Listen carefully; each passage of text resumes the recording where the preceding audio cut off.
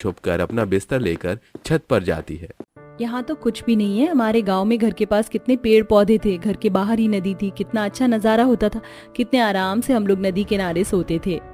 निकिता अपने पुराने दिन याद करने लगती है। निकिता बेटी आजा, मैंने बिस्तर लगा दिया है। निकिता आज तुम मेरे साथ सो जाओ, तुम्हारे भैया शहर गए, 2-3 दिन बाद आएंगे। हाँ भाभी क्यों नहीं, वैसे भी आप नदी के सबसे पास सोती हो।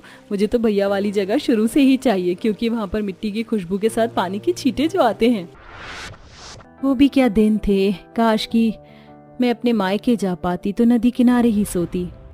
इतना बोलकर निकिता सो जाती है और घर वालों के उठने से पहले अपना बिस्तर लेकर नीचे आ जाती है। अमित उठो, तुम्हें ऑफिस के लिए लेट हो रहा है। देखो मैंने तुम्हारा लंच भी पैक कर दिया है। यार तुम कितनी जल्दी उठ जाती हो। एसी में सोने के बाद किसकी इतनी जल्दी आंख खुलती है। जिसको काम होता है वो जल्दी ही उठता है। आप जल्दी उठो। अमित को उठाकर निकिता अपनी जेठानी के पास जाती है, जहां आज सिमरन उसे मशीन में कपड़े धोना सिखाती है। तुम्हें कुछ नहीं करना, मशीन सब कर लेगा। जैसे बताया है याद रखना, ऐसे ही कपड़े धोए जाते हैं मशीन में, समझी? हमारे घर में इतनी तकनीकी नहीं थी ना, इसीलिए नहीं आता। थैंक यू मेरी मदद करने के लिए। पता नहीं कैसी गंवार मेरे पल्ले पड़ गई है। अच्छा ठीक है। निकिता धीरे धीरे सिमरन के साथ रहकर घर के सारे काम सीख जाती है।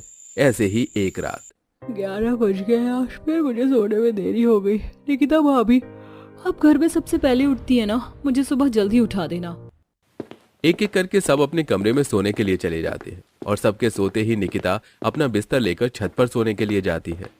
यहाँ तो मच्छरदानी भी नहीं है और खुशबू वाली अगरबत्ती भी नहीं है। कितने मच्छर काट रहे हैं। इससे तो अच्छा मेरे गांव, वहाँ तो नदी किनारे ही इतनी ठंडी हवा चलती है कि एसी की जरूरत ही नहीं। अब इसी तरह निकिता एसी से बचने के लिए सबकी नजरों से छुपकर छत पर जाकर सोती है। समय गुजरता है और देखते ही देखते 1 महीना बीत जाता है और एक दिन। माँ जी मेरी भाभी को बच्चा हुआ है, मेरा गाँव जाना बहुत जरूरी है।